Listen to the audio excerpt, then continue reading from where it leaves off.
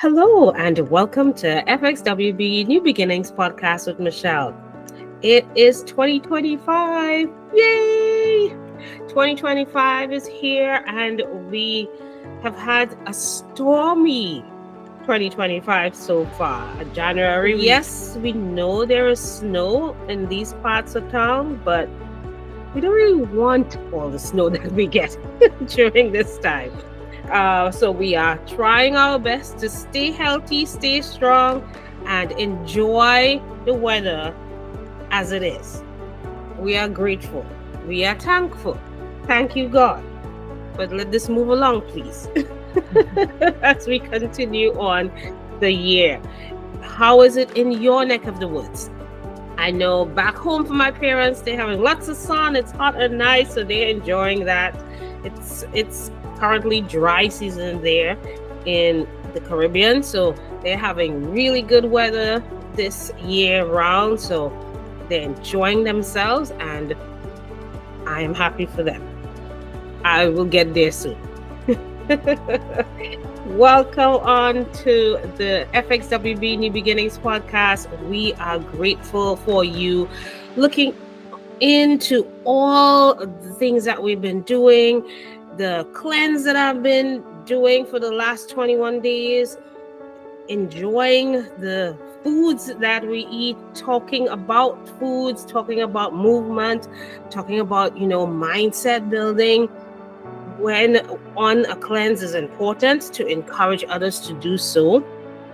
And, exercising and learning about yourself is really good to do at the beginning of the year so you can know how you're going to go forward in the rest of the year. So 2025 is here. This is the third time I've said 2025, now the fourth. I want us to get on board with our health and well-being. I'm Michelle Bailey with Functional Wellbeing, and I am the person behind this New Beginnings podcast that encourages you that your health is your wealth, and you are the one to make the whole you the well you. We are not only looking at health here on the New Beginnings podcast, but we are looking at many different facets of well-being. Things such as cultivating your purpose, understanding who you are and what are you here for, what are your passions, what are your gifts that you have to share with others, learning about yourself, learning what are the right financial things that you need to embellish in your home, in your work, for you in the long run, what legacy you can create, understanding your community, the relationships in your home. Just knowing who you are and understanding the facets of well-being helps you to be a well-rounded individual. So welcome to Functional Wellbeing New Beginnings Podcast, FxWB New Beginnings Podcast. And today we are kicking off this year with understanding more about functional well-being. We are going to dive into functional medicine. And we are hoping that you will be as excited as us when we start a series on learning more about functional medicine and functional nutrition, how these things can help you in the future. Ladies, especially my perimenopause ladies, this is something I want you to stick with us with, because we're going to have master classes. We're going to be learning more about nutrition, medicine, functional medicine to help us stay healthy. But we're also going to learn more about functional medicine in different facets, because there are so many things you can do under this field. And given that I've been in the functional nutrition realm, I wanted to be able to connect with someone to share more about functional medicine and the practice, and even understand how it works for an individual. So I have today a wonderful lady I've met with, and we are going to talk a little bit more about who she is and why did she get into functional medicine. and how this field can help us all in the long run. So, welcome to the podcast. I am grateful to have you. Hi, how are you, Bethany? I'm doing great. Thank you so much for having me, Michelle. It's lovely to be here. Thank you for joining us. And I would love for you to share with us who is Bethany? Why did you get into functional medicine? Wonderful. So, the basics. So, my name is Bethany Monte, and I am a certified nurse midwife, and then also a psychiatric nurse practitioner. And I became a midwife because I really wanted to make a difference in women's lives. And I know that when you take care of the woman in the household, then you end up influencing the health of the rest of the family. And so that was one of the reasons I chose midwifery because I felt like I could make the biggest impact with my actions. So that's kind of what brought me to midwifery, and that was over 20 years ago, which sounds a little bit crazy to say, but really nice to also know that I've been doing this long enough that I understand something, Yeah. from that journey. Mhm. And then I started with functional medicine probably about 5 years ago, and I did a training with a physician named Aviva Ram, and she's a internal medicine physician that went into functional medicine and created a whole program about women's health. And that's where I started learning more about what I could do as a practitioner. And it's been a wonderful thing to learn. It's really opened up my eyes and helped me to understand the human body way far and above what I had learned back in school. And it's opened up a lot of doors for me. Yes, this is good because when we think of it, a lot of people now hearing the term functional medicine, and it's being thrown about everywhere right Hmm. now. Everybody's hearing the term and trying to figure out, how is this going to help me in my life? We've been doing Western medicine for so long. What is going to Yeah. make a difference? Why am I even hearing about this? How is it going to help and impact my life? And it's important to understand that it is good. We've heard the term functional medicine, you Hmm. know, in the mouths of households. It's Sure. so good to hear this and understand that people want to learn more about Hmm. functional medicine and be able to understand how this practice can help them.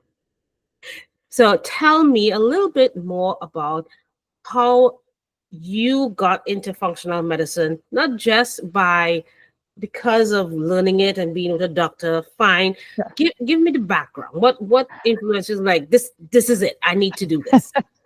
Yeah, it was quite an experience, and I think most of the times we're motivated by our own health or the health of our own family members. So for me, I was having a hard time with secondary infertility. So that just means infertility for no explained reason after you've already been able to conceive one time. That's what that means. Right. So I did not have a hard time conceiving the first time. It was easy. My husband said it was far too easy and far too fast for him. Uh, and then 3 years, 4 years, we couldn't get pregnant. And it was just quite, a slap in the face as a nurse midwife delivering all these babies and trying to be as Mhm. healthy as I could, all that of that. But, you know, as I was figuring out the infertility, I had a good friend that was a midwife, and she also started having some illness that just kind of, for her, came out of nowhere. And it was what we call IBS or irritable bowel syndrome. And she started seeing a functional provider all the way out in California where I lived at the time. Yes. And she started feeling better. And she said, Bethany, you have to go. And I was like, I'm fine. She's like, no, you have to go. Hmm. And infertility will make you pretty desperate. Yes. And it was expensive, but I was desperate. And I didn't think that IVF was what I wanted to do. And when I went there, I also really sat down and started looking at my health as a whole and not just thinking about my uterus. Right.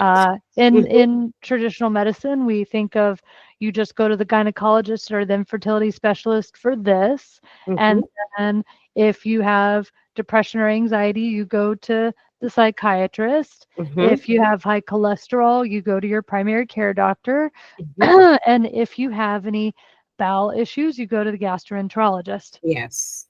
And our system is just really broken in that way that it's so disconnected. You're supposed to have a primary care doctor that kind of connects them all, but Yes. then they are so busy taking Mm-hmm. care of all the people that are sick coming to their office, they don't really get to coordinate care.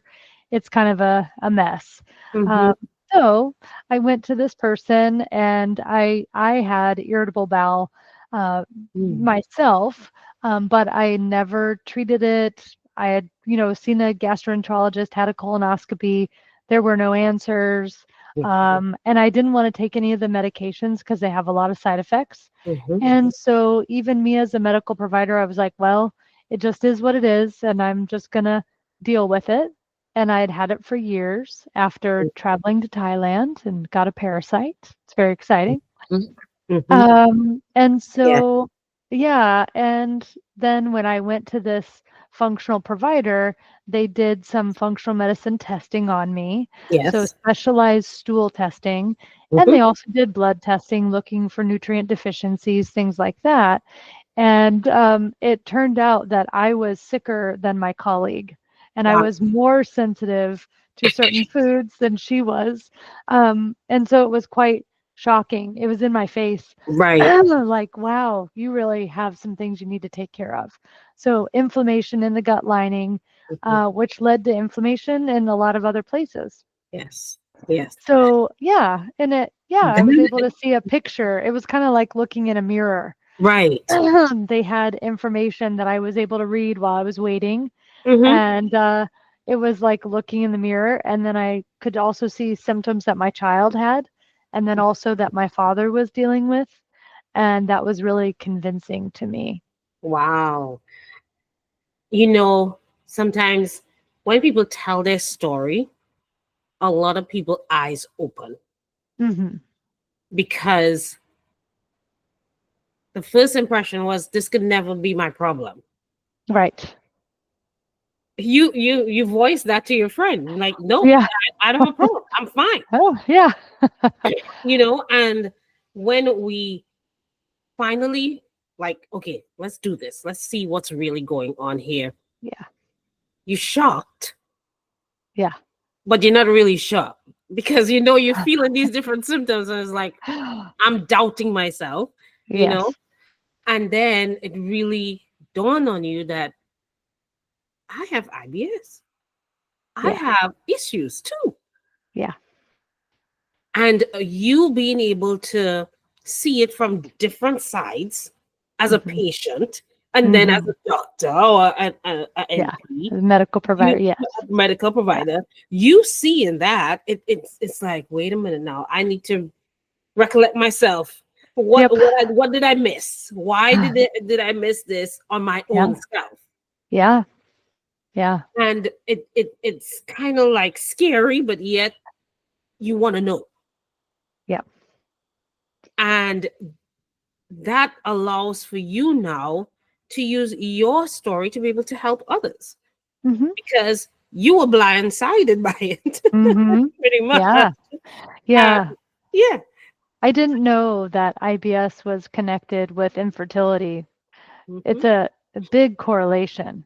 It is. Yeah, It very is. big correlation. I had no idea. I'd never been taught that in school, Mhm. ever, ever, ever, ever.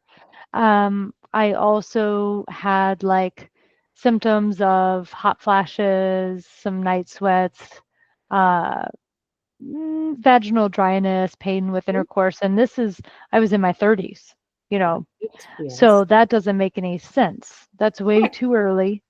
Uh-huh. And I did end up, even though I had started changing my diet and went to the functional provider and got some knowledge, Mhm. it still took a while. And I started on an elimination diet, took out gluten, took out, some other things, noticed that I felt quite a bit different. Mhm. But still yet the IBS remained. Mm-hmm. So because I would maybe eat a little gluten or eat a little something like this. Yes. Um, so that was challenging to figure out. Mm-hmm. And then along that way, I ended up going to an infertility specialist that was practicing in the way of like giving back to the community. So it wasn't near as expensive. So I did Okay. do it, Mm-hmm. but my numbers for the quality of my eggs and my ability to get pregnant were very low, Wow. surprisingly low. Okay. And we went and we got everything prepped and ready for a transfer, did all the medicine. Mm-hmm. And then when we went to like count the amount of eggs that you're going to transfer, it was very low, not enough, just not enough. Nobody knows why. You did everything right. So we ended up not doing a transfer. And then, I just kind of, things were done. I still tried to be very healthy and tried to kick out extra chemicals from my System. regimen that might mess up my hormones. Mhm. And 3 months later, we conceived naturally. Complete Wonderful. miracle. Mhm. And I think it was also the tincture of time of taking out the Yes. inflammation, the Yes. exposure, Yes. um, and the hormonal chemicals that I was getting either from my environment or my food, and just that being able to cleanse that. So, quite a dramatic experience and just such a blessing. And so that kind of started my journey. Well, I think I appreciate your story a lot Mm. and how it has impacted you in wanting to give back to others to continue in this field of functional medicine. Because at the end of the day, you still use your medicinal practice Oh, yes. to help you understand I need to change. Hmm. You've had that background to be able to propel you to this next level. And Hmm. kudos to you to wanting to do that and wanting to find out what's going on in here, to find out where you're at, and then naturally being able to conceive is a blessing by God. Yeah. Yes. Because he did the reset. You still needed the time, Hmm. but he also helped you with that reset to get to conceive. So thank God. And Yeah. thank God for everything. Yeah. It's amazing that this is your story. Yes, and it was just very eye-opening to a lot of information and knowledge that I had no idea about, other than, we as medical people are taught that, stress Yeah. can cause infertility. And I was under a great deal of stress with work and, not sleeping, because when you're delivering babies, there's not a lot of sleep. And so I was trying to modify those things, but that's all you're really told or taught. Yes. And so I'm just so grateful that I've learned a different way that has really changed how I look at health and how I go about continuing to live and deal with other health challenges that come my way, or other health challenges that come the way of my patients as well. Yes. So, good segue because I wanted to look at what would be some challenges. So, like, give me about Yeah. two challenges that Okay. you may encounter while being a functional medicine doctor. Yeah, so primarily I have my functional clinic for women, and the main things that I see are issues with perimenopause, women who are going through that change, but it tends to be really a hard time. And we have been sold a lie that menopause is always going to be hard. Mhm, That's just what I was taught, and that you just need a lot of hormones mhm, to compensate for how challenging and difficult that is. And that's not really true. There are many things that we can do to help that be much smoother. And sometimes that can be food diet changes, that might also be maybe supplements such as black cohosh or chaseberry. And then mhm. sometimes it can be medication as needed, depending on what kind of what you want to do and what your expectations are. And then also I go over risks and benefits so that Yes. you can choose what path you want to take. And we spend the time doing that. And Mhm. so that is one of the main things that I talk about. In that also tends to come thyroid. So I'm always looking at that for women who are especially having a hard time during that season of life. And then I also find that there are quite a few women who are coming to me younger, so in their 30s, who have the perimenopause or these menopausal symptoms that are very confusing. And that might Yes. also lead to infertility, or it might lead to irregular periods that are very frustrating for women. Um, and so I dig in on understanding why that's happening and then finding a way to make that better, which is really not all that terribly challenging. Um, Right. yeah, it's not hard to grasp. It's pretty easy to get there.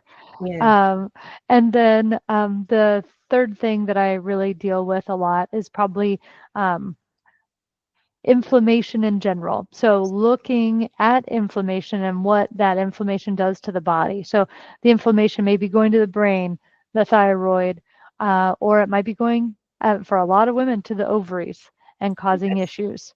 Mhm. The main, Diabetes. So yep, insulin. Yeah. yes, yep. And the main source of inflammation that I find tends to be feeding the flames of inflammation is intestinal issues. Yes. And so I do quite a lot of testing and then also treatment of intestinal issues, as well as changing the diet and lifestyle so that whatever we're treating is going to stick. It's actually going to work and not, oftentimes people go to the gastroenterologist, they get antibiotics or they get a treatment. Mhm. They're better for a short period of time and then everything returns. Yeah. And so when you're able to make some dietary changes, some lifestyle changes, and nourishing the intestinal lining and nourishing the body with what it needs, then it tends to hold on to that healing much better. Yes. Yeah. Okay. And I that's hope that's you what know. functional medicine is whole Right. person, taking care of the whole person Yes. and not just one piece. Yes. Yeah. So, so true. Now, I hope everybody's listening because I say this in different ways. My biggest thing is I say the whole you becoming the well you, Mhm. learning how to treat everything and not just one particular thing to Mhm. be healthier. Yeah. Because it's a domino. It's everything is connected. We are not pieces and parts. We are a whole, and if there's a problem going on in your intestines, then most likely it's affecting your thyroid or it's affecting your ovaries. It kind of goes round and round and round we go. Yes. And Yeah. even if you may not see it affecting those Yes. normal areas, it could be affecting your brain. It could be Yep. affecting Hmm. your way of sleep. Yes. A lot of things can be affected when you have gut issues, which is something we will talk a lot about. I always talk about it a lot, but it's always good to hear it from a different perspective, Yeah. learning that digestive system is a root cause to a lot of the different diseases that we may or symptoms that we may be encountering. Hmm. And if it is, we can help ourselves heal the digestive system. And this is just one root cause. There are mainly three, and Hmm. we touched on two of them already. Uh-huh.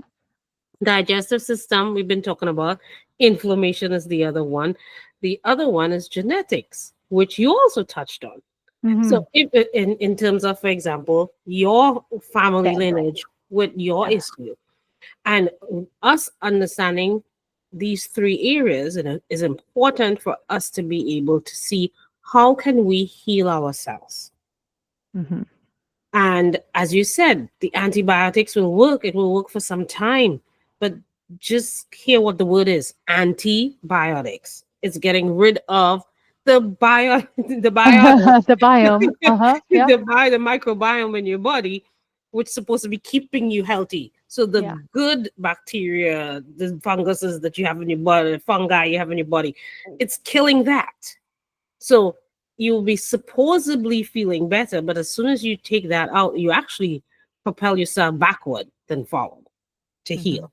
And we could go down a rabbit hole with that. We will in our master classes, but it's just important for us to understand that these are challenges, yes, but Hmm. you rightly said, Bethany, we women that are in perimenopause has it's that phase of life cycle of the menopause life cycle is actually growing bigger and starting earlier.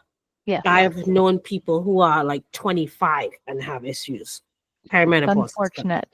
Yes, Unfortunately. it's a warning flag. But when they go to their doctors or midwives or nurse practitioners that are in traditional medicine, they Mhm. will be told, "Well, I don't really know why you're experiencing this, but here's your birth control pill." Yes. And that is a Band-Aid, and Mhm. I don't wanna do Band-Aids. No. That's not what I'm interested in, and the Band-Aid actually can make women sicker over time if we're ignoring what's happening. Yes. And in traditional Western medicine, that is really not understood at all Yeah. because it takes too long to do anything else. Yeah. We're Yeah. we're just not given enough time in traditional medicine to actually dig or to care, Mhm. uh, and you're just putting out fires because you have 15 minutes. Right. Yeah, Which could never be able to help somebody yeah, holistically.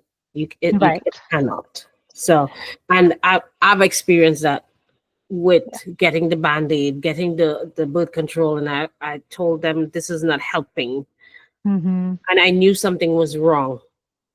All the while, I didn't know what it was, but I know something was wrong. right. And they insist, oh yeah, you could do the birth control. The birth control made things worse. Uh-huh.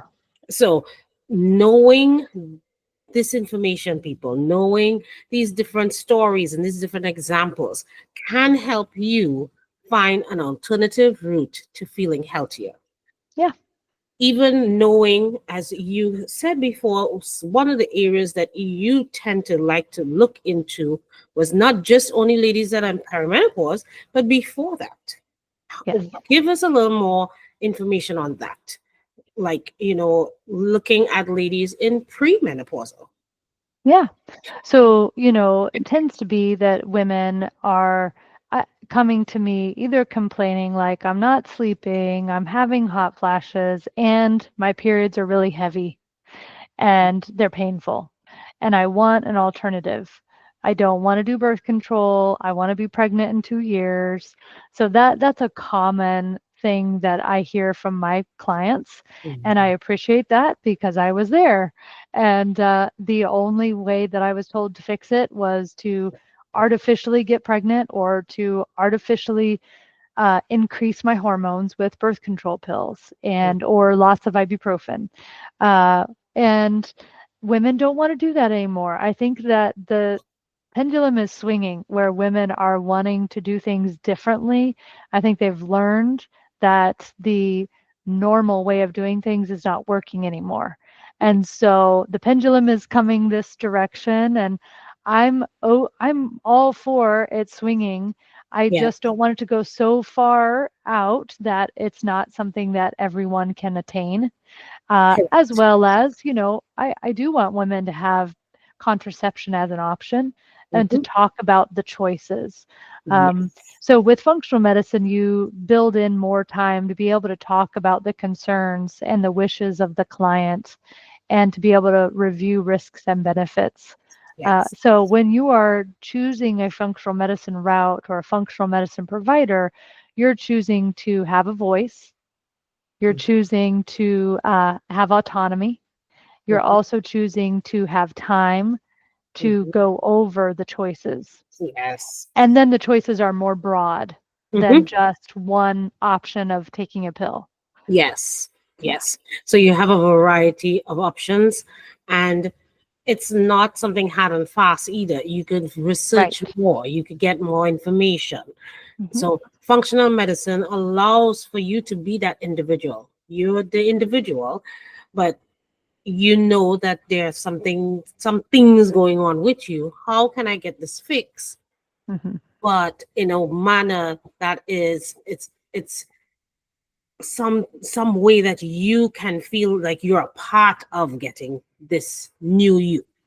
Yes. So you have that opportunity to become healthier because you are doing it. It's your choice and your Yeah. activity to do. Yeah, can't be done without you. And that's why my practice is called My Midwife for Life. So I'm a midwife, and midwifery is all about autonomy of the woman, and that the midwife is to come alongside of you on your journey. And so not only for your pregnancy or birthing of your baby, but on the journey of life. And Yes. so I really do believe that women need to be a part of their own care and like be in the director's seat, and that I'm here to give you good information and lead you in a way that will help you to reach your goals. Great. Thank you so much for sharing so much about what you do and sharing your story to Mm. help others realize why you are on this path of helping women in their total life. It's not just when you have a baby, but beyond. Yes. And that is important for us to understand. We have functional medicine doctors out there that can help you in this field of being a woman, because it's really a field. Yes. Being a woman, it's so many compartments of being a woman, and I am very grateful for you sharing this with us. And the things you speak of is so much.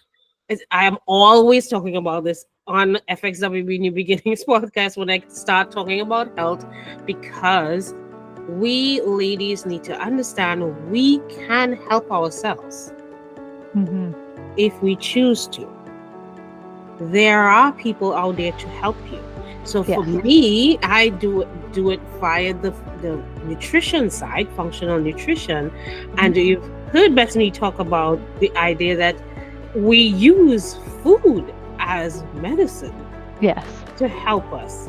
So we need to be mindful that we can play a pivotal role in us being healthier and better, and therefore have a good life as a perimenopause woman, as a post-menopause woman, or even in the earlier stages as a premenopause.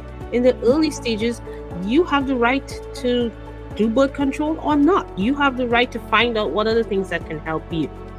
So we are very much encouraging you to learn more about functional medicine, understand what it is about, and let us share knowledge with you so that you can always live healthier.